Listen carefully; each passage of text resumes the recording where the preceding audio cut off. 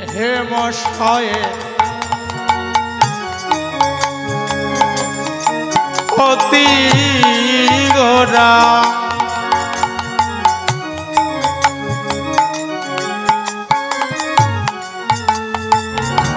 সমধুর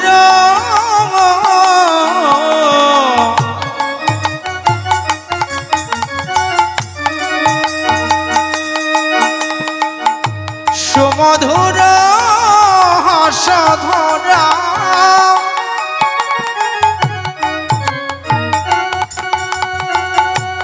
জগজন দুটি নয়নে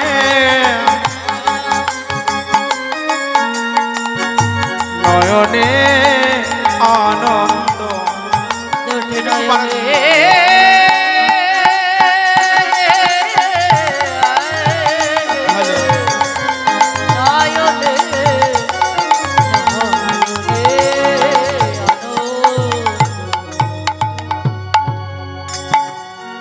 হেমশয়ে অতি গোরা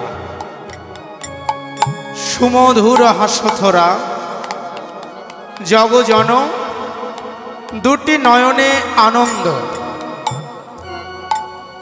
হেম শব্দের অর্থ কি? ব্রজবলী ভাষা তো। হেম শব্দের অর্থ হচ্ছে সোনা, সুবর্ণ শব্দের অর্থ সোনা, কাঞ্চন শব্দের অর্থ সোনা। সোনার যেমন অনেক নাম, বর্তমান বাজারে সোনার অনেক দামও বটে। 1 লক্ষ টাকা ভরেও কিন্তু পার হয়ে গিয়েছে। এই সোনার সঙ্গে তুলনা করলেন কার? আমার গৌর সোনার। না বাবা, গৌর সোনার সঙ্গে এই জাগতিক জগতের সোনার কখনো তুলনা হয় না। কেন হয় না? এই জাগতিক জগতের সোনায় রয়েছে খাদ, আর খাদ ছাড়া কখনো খাঁটি সোনা দিয়ে গহনা গড়ানো সম্ভব হয় না। কোনো ব্যক্তি যদি স্বর্ণকারকে বলে, ভাই আমায় খাঁটি সোনা দিয়ে গহনা গড়িয়ে দাও, স্বর্ণকারের কিন্তু সাধ্য নেই খাঁটি সোনা দিয়ে গহনা গড়াতে পারে। কেননা সরকারি আইন অনুযায়ী ভরি প্রতি 2 আনা করে খাদ্যর নিয়ম আছে, আইন আছে। কিন্তু স্বর্ণকারেরা তারও অধিক 4 আনা, 5 আনা, 8 আনাও খাদ দিয়ে ফেলে। কেন? খাদের পরিমাণ যত বাড়বে লাভও কিন্তু তত বাড়বে। তাহলে যে সোনায় রয়েছে খাদ, পাশাপাশি কিন্তু অহমিকাও আছে। এই জাগতিক জগতের সোনা যদি অঙ্গে কেউ ধারণ করে, এসে যায় মান অভিমান, আত্ম অভিমান। গলে সোনা গলে না, আর কানে সোনা শোনে না। এই জাগতিক জগতের সোনায় যাদের গলা ভরা, কৃষ্ণ নামে তারা কখনো গলতে পারে না, সহজে গলতে পারে না। যান সামনে বসেন, কাদার সময় কাঁদেন। এই জাগতিক জগতের সোনায় যাদের গলা ভরা, কৃষ্ণ নামে তারা সহজে গলতে পারে না। আর এই জাগতিক জগতের সোনায় যাদের 2 কান ভরা, কৃষ্ণ কথা সহজেই তাদের কর্ণকুহুরে প্রবেশ করতে পারে না, বাধা হয়ে দাঁড়ায়। কেন? এই কলি রাজা কোথায় স্থান পেয়েছে? সোনার মধ্যে কিন্তু কলি রাজা স্থান পেয়েছে। আগত কলি, রাজা পরীক্ষিত কলিকে ধরে ফেললেন। কলি মানে কলহ, কলি মানে অধর্ম, ব্যভিচার, অনাচার। আমি থাকতে তোমাকে আমার রাজ্যে প্রবেশ করতে দেব না। কলিকে মারতে গেলেন। কলি বললেন, পরীক্ষিত আপনি তো ধার্মিক, আপনি তো দয়ালু, আপনার এই রাজ্যে একটু আমি স্থান চাই, বড় আশা নিয়ে এসেছি, আপনি আমাকে স্থান দেন। তো রাজা পরীক্ষিত বলছে, বেশ, 4টি জায়গায় তোমাকে আমি স্থান দিলাম, যেখানে দ্রুত ক্রিয়া হয়, অবৈধ নারী সঙ্গ, মদ, জুয়া, মিথ্যা, এই 4টি জায়গায় তোমাকে আমি স্থান দিলাম। এবার কলি বলছে, আরেকটি জায়গায় আমাকে স্থান দিতে হবে। বলছে, কোথায়? আমি একটু স্বর্ণের মধ্যে স্থান চাই। এই জন্য না বুঝে না শুনে কোনো কিছু সিদ্ধান্ত নেওয়া যায় না। তখন রাজা পরীক্ষিত স্থান দিলেন কোথায়? স্বর্ণের মধ্যে। যে বেশ, তুমি যখন আমার কাছে চাইলে, এই স্বর্ণের মধ্যে তুমি স্থান পাবে। যখনই স্বর্ণের মধ্যে স্থান দিলেন, সঙ্গে সঙ্গে রাজা পরীক্ষিতের মাথায় ছিল স্বর্ণ মুকুট। এই স্বর্ণ মুকুটের মধ্যে প্রবেশ করলেন।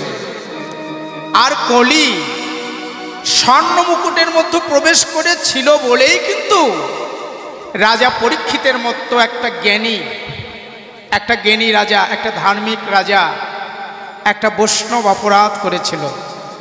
আপনারা অনেকেই জানেন, সব অপরাধের ক্ষমা আছে, কিন্তু বাবা, এই বৈষ্ণব অপরাধের কিন্তু কোনো ক্ষমা হয় না। কেমন বৈষ্ণব অপরাধ করলেন?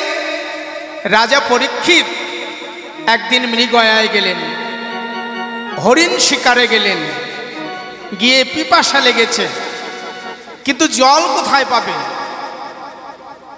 অরণ্যের মধ্যে তো জল সহজে মেলে না। তাই চলে গেলেন কোথায়? সৌমিক মুনির আশ্রমে। সৌমিক মুনির আশ্রমে গিয়ে বলছে, মুনিবর, পিপাসায় যে আমার প্রাণ যায়, আমাকে একটু জল দাও। মুনি তো ধ্যানে মগ্ন, গোবিন্দ চিন্তা করছে। রাজা পরীক্ষিতের কথা কর্ণকুহরে প্রবেশ করলো না, জল দিতে পারলেন না। রাজা পরীক্ষিত রাগান্বিত হয়ে কি করলেন? পাশেই ছিল একটা মরা সর্প। এই মরা সর্পটা কি করলেন? তীরের মাথায় করে নিয়ে মুনির গলায় ঝুলাইয়ে দিলেন। বৈষ্ণব অপরাধ করে ফেললেন। একটা অপরাধ করার পরে কিন্তু অনুশোচনা হয়। রাজা পরীক্ষিত চলে গেলেন আপন অঙ্গনে। মনে মনে ভাবলেন, আমি তো একটা বৈষ্ণব অপরাধ করে ফেললাম। মুনি না হয় আমায় জল দিতে পারলো না, কিন্তু তার গলায় আমাকে মরা সর্প ঝুলিয়ে দেওয়া ঠিক হয়নি। অনুভব করছে এটা আমার অপরাধ হলো। এর মধ্যে এই সৌমিক মুনির পুত্র ছিল চিঙ্গি মুনি। চিঙ্গি মুনি ওই সময় খেলা খেলছিল। অন্য বন্ধুরা বলছে, দেখ, তোর বাবার গলায় কে যেন একটা মরা সর্প ঝুলিয়ে দিয়েছে। সঙ্গে সঙ্গে দৌড়াতে দৌড়াতে এলো। এত বড় সাহস যে আমার বাবার গলায় মরা সর্প ঝুলিয়ে দিয়েছে। আমি অভিশাপ করলাম যে আমার বাবার গলায় মরা সর্প ঝুলিয়ে দিয়েছে, সপ্ত দিবসে এই তক্ষক দংশনেই তার মৃত্যু হবে। হরি বল, হরি বল। দেখেন, মুনির কাছে জল চাইল, তাতে কিন্তু নয়ন মেলল না। কিন্তু যখনই সন্তান অভিশাপ করলো রাজা পরীক্ষিতকে, সঙ্গে সঙ্গে নয়ন খুলে গেল। বলছে, বাবা, এ কি করলি? অভিশাপ ফিরিয়ে নে, অভিশাপ ফিরিয়ে নে। তুই কাকে অভিশাপ করলি? রাজা পরীক্ষিতকে অভিশাপ করলি, যে একজন ধার্মিক রাজা, যার প্রাণ দান দিয়েছিল, মাতৃগর্ভে যে একবার প্রাণ ফিরে পেয়েছিল, উত্তরার গর্ভে যখন ছিল, অশ্বত্থামা একটা বাণ মেরেছিল যে গোটা পঞ্চ পাণ্ডবের বংশ ধ্বংস হয়ে যাক, গর্ভের সন্তান পর্যন্ত ধ্বংস হয়ে যাক। এই বাণ মেরে কিন্তু রাজা পরীক্ষিতের মৃত্যু হয়েছিল। সেই সময় এই পুনরায় প্রাণ দিয়েছিল কে? ভগবান শ্রীকৃষ্ণ, যাকে প্রাণ দিয়েছিল তুই তাকে অভিশাপ করলি, অভিশাপ ফিরিয়ে নে। বলছে না বাবা, ধনুক থেকে যদি একবার তীর ছোড়া যায় তা কিন্তু আর কখনো ফিরানো যায় না। ব্রহ্মবাক্য কখনো মিথ্যা হয় না। রাজা পরীক্ষিতের কাছে পাঠিয়ে দিলেন, যাও রাজা পরীক্ষিতকে জানাও সে অভিশপ্ত, সপ্ত দিবসেই তার মৃত্যু হবে। রাজা পরীক্ষিত জানতে পারলেন সপ্ত দিবসেই তার মৃত্যু হবে, কিন্তু সে আনন্দিত, আমি তো জানতে পারলাম যে সপ্ত দিবসেই আমার মৃত্যু হবে। তাই কি করলেন, 60,000 মুনি ঋষিকে ডাকলেন, সাধুগুরু বৈষ্ণবকে ডাকলেন যে আপনারা বলুন 7 দিনের মধ্যেই তো আমার মৃত্যু হবে। আমি একজন মৃত্যু পথযাত্রী, আর মৃত্যু পথযাত্রীর একমাত্র কর্ম কি, আমাকে কি করতে হবে? 60,000 মুনি তারা বিধান দিলেন, রাজা পরীক্ষিত তুমি হরি নাম করো, কৃষ্ণ নাম করো, তুমি ভাগবত শ্রবণ করো, ভাগবত কথা শ্রবণ করো। সরস্বতী নদীর তীরে সেখানে তুমি ভাগবত কথা শ্রবণ করো। এই কৃষ্ণ কথা শুনতে শুনতে যদি তোমার প্রাণ চলে যায়, তোমার এই জগতে আর আসা যাওয়া থাকবে না, তুমি গোবিন্দ চরণ লাভ করবে, তুমি যাও। রাজা পরীক্ষিত সঙ্গে সঙ্গে রওনা হলেন, সঙ্গে সঙ্গে যাত্রা করলেন। বলছে না না, এই বেশে গেলে তুমি গোবিন্দের কৃপা লাভ করতে পারবে না। তোমাকে এই রাজ ঐশ্বর্য পরিত্যাগ করে, কাঙ্গাল বেশ ধারণ করে তোমাকে আজকে 7 দিনের জন্য ভাগবত সঙ্গে যেতে হবে। রাজা পরীক্ষিত মুহূর্তের মধ্যে রাজ ঐশ্বর্য পরিত্যাগ করে, নয়নে কৃষ্ণ প্রেমধারা, কণ্ঠে তুলসীর মালা, নয়ন জলে বক্ষ প্লাবিত করে কেঁদে কেঁদে সাধুগুরু বৈষ্ণবের চরণ জড়ায়ে ধরলেন। কেঁদে কেঁদে বলতে লাগলো, ওহে সাধুগণ, ওহে ভক্তগণ, তোমরা দাও দাও তোমাদের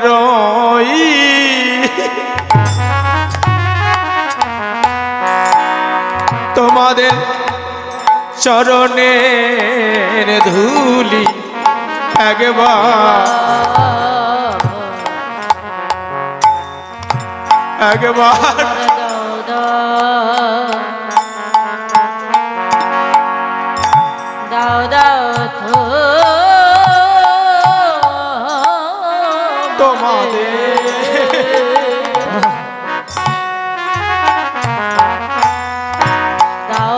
তোমাদের চরণে ধুলে একবার একবার দাও দাও তোমাদের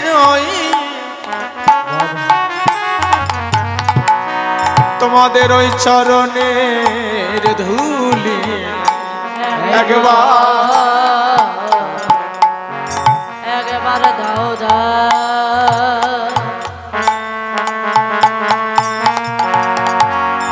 দাও দাও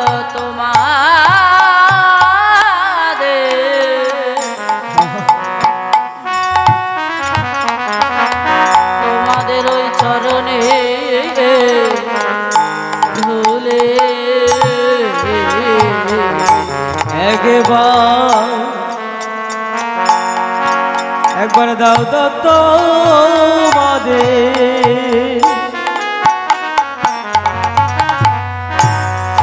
তোমাদের চরণে ধুলি একবার দাও দাও দাও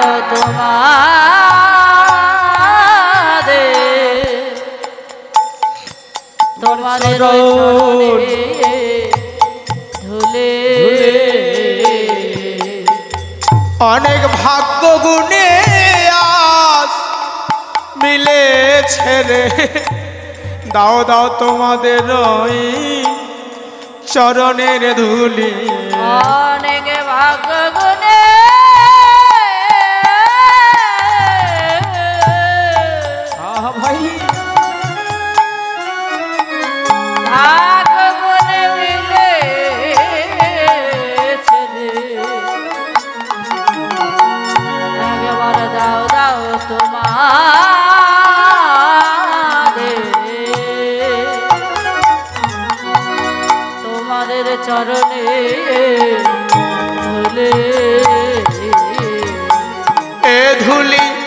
অনেক ভাগ্য গুণে মিলেছে রে এ ধুলিয়ার ভাগ্যে হয় কি না হয় ভাগ গুনে মিলেছে রে আর ভাগ্যে হয় কি না হয় ভাগ গুনে মিলেছে রে একবার দাও দাও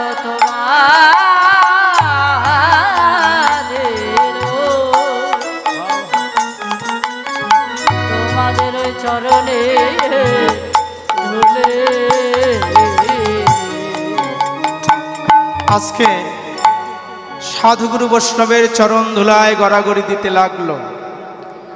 রাজা পরীক্ষিত বড় ধার্মিক, সে জানতে পেরেছিল সপ্ত দিবসেই তার মৃত্যু হবে। হরিবল হরিবল। আমাদেরও কিন্তু সপ্ত দিবসেই মৃত্যু হবে বাবা। বৃহস্পতি, শুক্র, শনি, রবি, সোম, মঙ্গল, বুধ, এই 7 দিনের যে কোনো একদিন কিন্তু আমাদের মৃত্যু হবে। দুদিন আগে হোক পরে হোক, এই 7 দিনের মধ্যেই কিন্তু মৃত্যু হবে। তাই সোনা অভিশপ্ত হলেন। গলে সোনা গলে না, কানে সোনা শোনে না। তাই এই জাগতিক জগতের সোনার সঙ্গে আমার গৌর সোনার কখনো তুলনা হয় না। এই জাগতিক জগতের সোনা অঙ্গে ধারণ করলে এসে যায় মান অভিমান, আমিত্ব, কিন্তু আমার গৌর সোনায় কোনো মান অভিমান আসে না। আমরা জানি সোনা গলি যায়। সোনা কখন গলি যায়? সোনা অনলে তাপ দিলেই যে সোনা গলে তা নয়। অনলে তাপ দেওয়ার পরে তাতে যদি সোহাগা দেওয়া যায়, সোহাগা দিলেই কিন্তু সোনা গলে যায়। হরিবল হরিবল। সেইরূপ সবাই কি কৃষ্ণ নামে গলতে পারে? সবাই কি কৃষ্ণ নামে কাঁদতে পারে? পারে না। যারা কোনোদিন গলতে পারত না তারাও যেন গলি যায়। কখন? যখন ভক্তের ভক্তিরূপ সোহাগারে স্পর্শ পায়। যারা কোনোদিন গলতে পারত না তারাও যেন গলি যায়। শুধু গলি যায় না, তারা গলি দিয়ে কেঁদে বেড়ায়, গলি গলি কেঁদে বেড়ায়। আর কেঁদে কেঁদে বলে, আমি কোথায় গেলে ভক্তির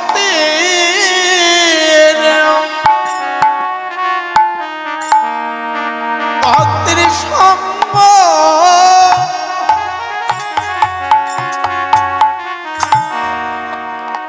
আমি সমাব রে। আমি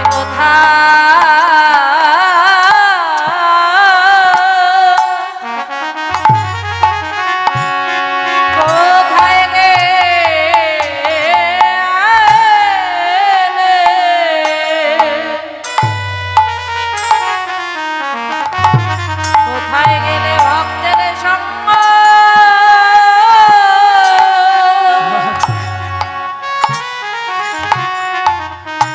সঙ্গ পাব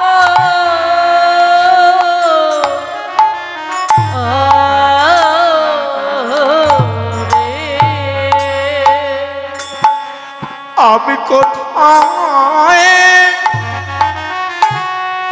কোথায় গেলে ভগতে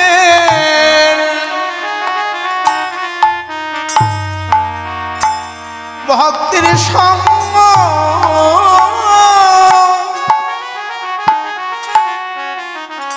সঙ্গ পাব রে। আমি হরিবল হরিবল। আমি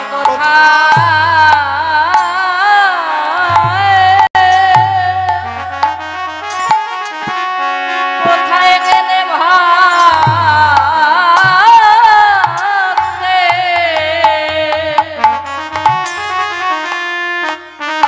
ভক্তের সঙ্গ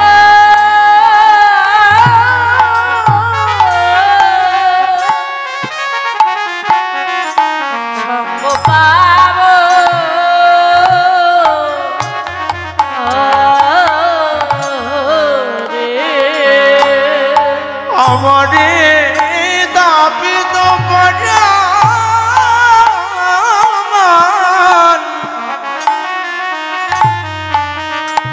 পরাণ আমি জুড়াইব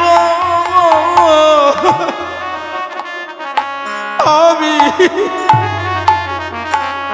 কোথায় গেলে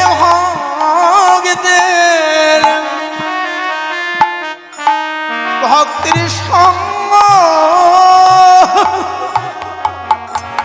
সঙ্গ পাব রে আমারে তাপিত ওরে তাপিত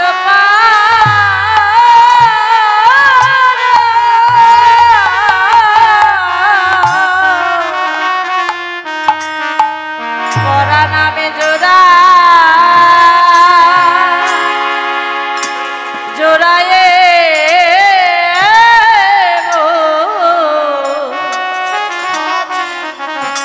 আমি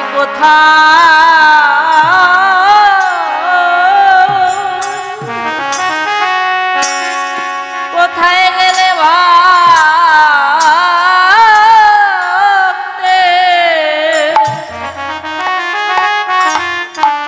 ভক্তের সঙ্গ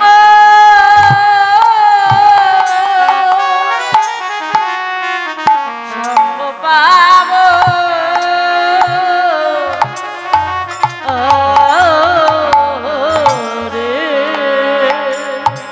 একবার দাও দাও ভক্ত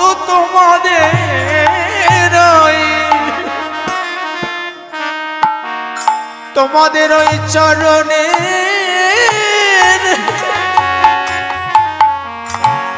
চরণের ধুলি রে একবার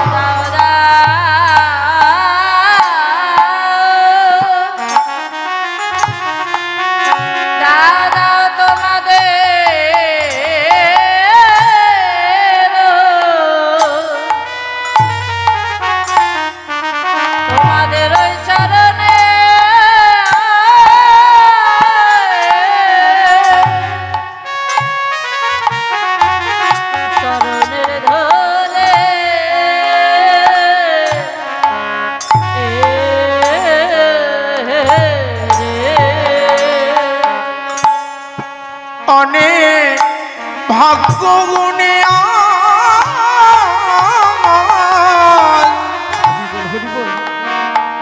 এ ধুলি মিলেছে রে একবার দাও দাও ভক্ত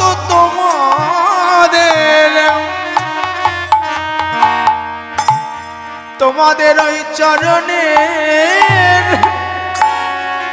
চরণের ধুলি রে অনেক ভাগ্য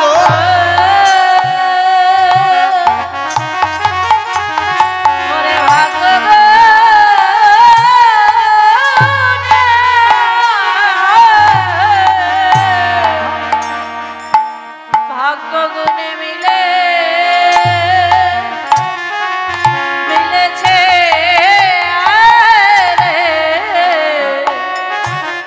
একবার দাও দাও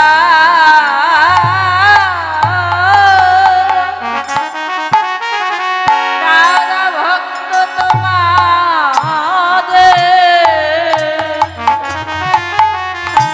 তোমাদের চরণে চরণের ধোলে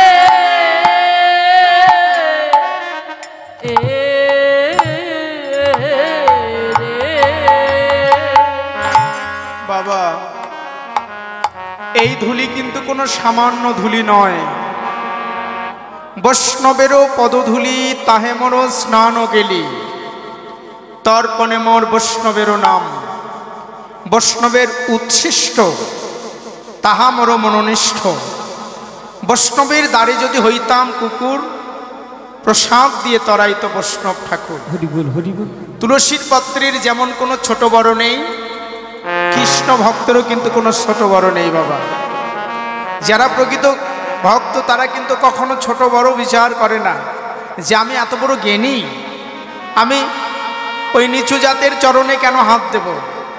আমি একজন পণ্ডিত, আমি কেন ওই মূর্খর চরণে হাত দিব? তাই না? সব একাকার হয়ে যায়। প্লাবিত স্থানে কিন্তু নলকূপের কোনো প্রয়োজন থাকে না। এই কৃষ্ণ ভজনে যারা ডুবে যায়, কিবা বিপ্র, কিবা শূদ্র, কিবা পুরুষ নারী, শ্রীকৃষ্ণ ভজনে হয় সম অধিকারী। কৃষ্ণ ভজনের কিন্তু কোনো ছোট বড় ভেদাভেদ নেই। জন্ম নয় যেইছে, সংস্কার ও দ্বিজশ্রুত। নিচের ভূগোল দুটো মনিটর একটু বাড়াই দিন। জন্ম নয় যেই সে শূদ্র, সংস্কার ও দ্বিজশ্রুত। অর্থাৎ জন্ম থেকে কিন্তু আমরা সবাই শূদ্র। জন্ম থেকে কিন্তু আমরা সবাই শূদ্র, মানে কি ছোট। ছোট না হলে কিন্তু কখনো বড় হওয়া যায় না। জ্ঞানেই বলুন, পাণ্ডিত্যেই বলুন, ভক্তিতেই বলুন, একেবারেই কিন্তু কখনো বড় হওয়া যায় না। আস্তে আস্তেই কিন্তু আমাদের বড় হতে হয়। তাই ভজনের মূরতি আমাদেরকে, ভজনের মূরতি হচ্ছে গৌরা। গোতে গোবিন্দ আর রাতে রাধা। রাধা কৃষ্ণ একই আত্মা, দুই দেহ ধরি, অনন্য লীলারস আস্বাদন করি। এই দুই দেহ হয় হয় মেঢাই, নদিয়ায় অবতীর্ণ শ্রী চৈতন্য গোসাই। ভজনের মূরতি হচ্ছে গোড়া।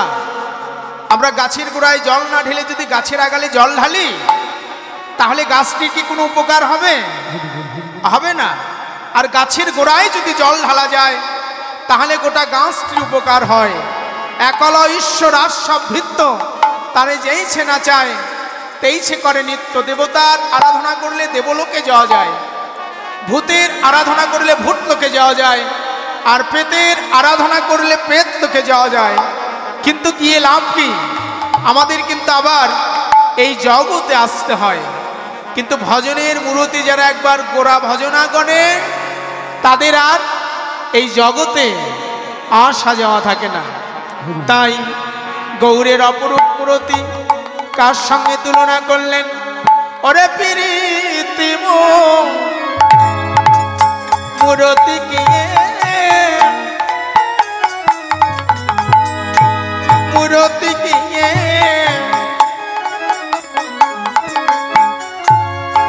রূপসা স্বরূপ ধরে।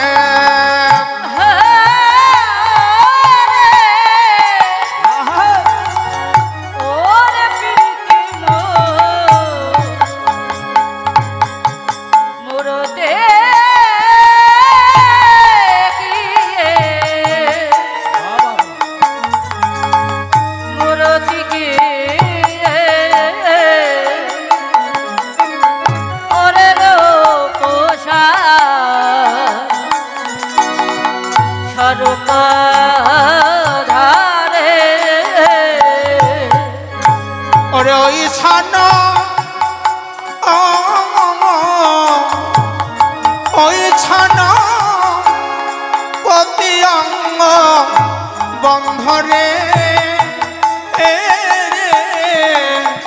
আর ওই ছানা পতি অঙ্গবন্ধ।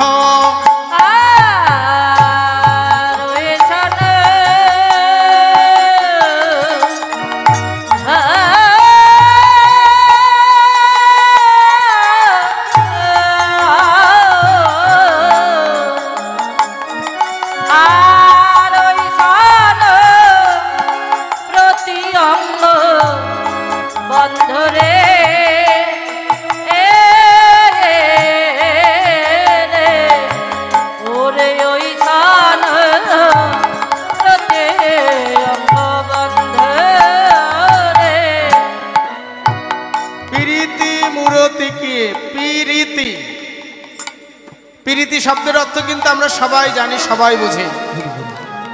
প্রীতি শব্দের অর্থ কি? প্রেম, ভালোবাসা। এ ভালোবাসা হতে পারে বাবা মার প্রতি সন্তানের, সন্তানের প্রতি বাবা মার, স্বামীর প্রতি স্ত্রীর, স্ত্রীর প্রতি স্বামীর, বন্ধুর প্রতি বন্ধুর, ভাইয়ের প্রতি বোনের, বোনের প্রতি ভাইয়ের। কিন্তু এই জাগতিক জগতে যে প্রেম আর যে ভালোবাসার কথাই বলুন, সব ভালোবাসার মধ্যে কোনো না কোনো স্বার্থ, কোনো না কোনো চাওয়া পাওয়ার লুকায়ে থাকে। কিন্তু ভক্ত ভগবানের যে প্রীতি, এই প্রীতি কেমন?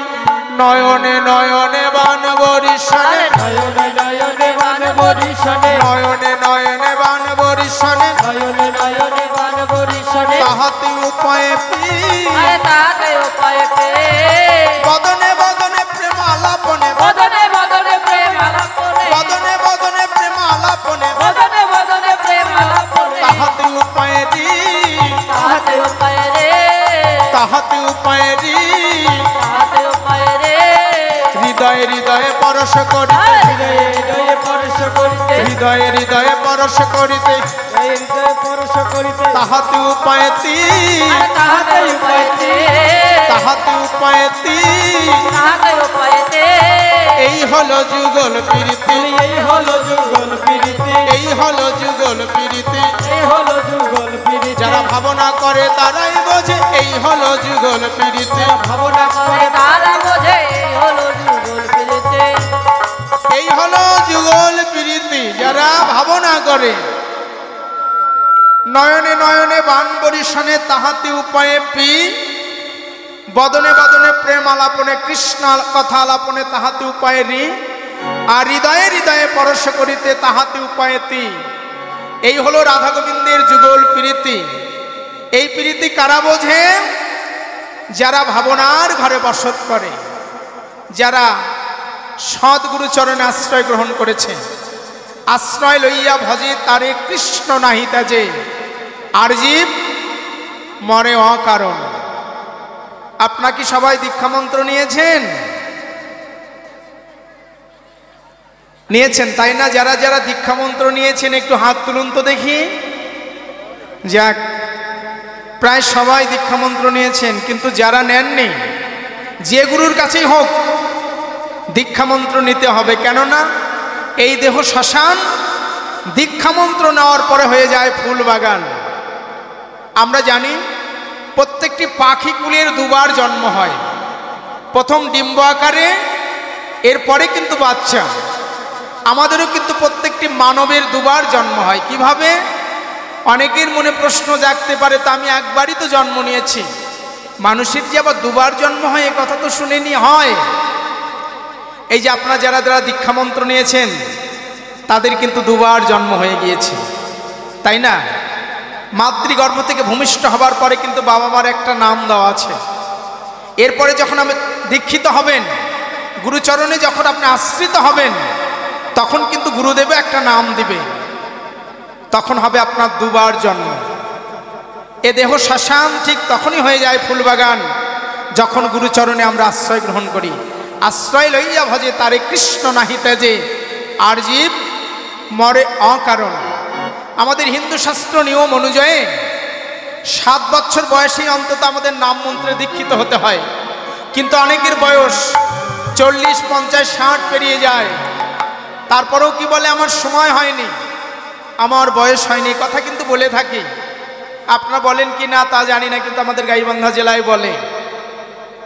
বলে যে আমার সময় হয়নি, আমার বয়স হয়নি। বাবা, সাগরের কূলে দাঁড়িয়ে কেউ যদি মনে মনে ভাবে সাগরের ঢেউ থামুক, তারপরে আমি স্নান করব, এমনি ভাবে সারাটি জীবন যদি কেউ সাগরের কূলে দাঁড়িয়ে থাকে, সাগরের ঢেউ থামবে না, ফলে তারা স্নান করাও হবে না। এই সংসারটাই কিন্তু একটা ভবসমুদ্র, ভবসাগর, একটার পর একটা দায়িত্ব কর্তব্যে ঢেউ আস্তে আস্তে এক সময় দেখা যাবে জীবনের সকল ঢেউরই অবসান ঘটে গিয়েছে। তাই আমাদের সময় থাকতে পথে দাঁড়াতে হবে। জয় জয় রাধা গোবিন্দ প্রীতিপানন্দ, হরি হরি বলো, হরি বল, হরি বল, হরি হরি বল। যাক, এত বড় কীর্তন প্যান্ডেল আসবার পরে আমার মনে একটা চিন্তা এলো, ভাবনা হলো যে এত বড় প্যান্ডেল কেন করে রেখেছে। কিন্তু সে ধারণা আমার পাল্টে গেল, আসর একেবারেই পরিপূর্ণ হয়ে গিয়েছে, তাই না? হাজার হাজার ভক্তের আগমন, এত ভক্ত চোখে পড়ে না। আমরা বেশিরভাগ ঢাকা টাঙ্গাইলে কীর্তন করি, সেখানে দেখা যায় একটা বাড়ির মধ্যে হয়, এর যদি সিকি পরিমাণও ভক্ত হয় তাহলে ওরা অবাক হয়ে যায়, এত হাজার হাজার ভক্তের আগমন। আর সত্যি আপনাদের প্রতি কৃষ্ণের কৃপা হয়েছে, এত হাজার হাজার ভক্ত কিন্তু তারপরেও কোনো হইচই নেই। আপনারা হরি কথা কৃষ্ণ কথা শুনছেন, এই হরি কথা কৃষ্ণ কথা শুনতে শুনতে আপনাদের কর্ণ দুখানাও কিন্তু শোনা হয়ে গিয়েছে। এই কর্ণ দুখানাও কিন্তু শোনা হয়ে যায়, এই কৃষ্ণ কথা শুনতে শুনতে এই কর্ণ দুখানা শোনা হয়ে যায়, তখন আর আন কথা ভালো লাগে না। সদা সর্বক্ষণ মন কাঁদে, প্রাণ কাঁদে যে কোথায় গেলে দুটা কৃষ্ণ কথা শুনতে পারবো।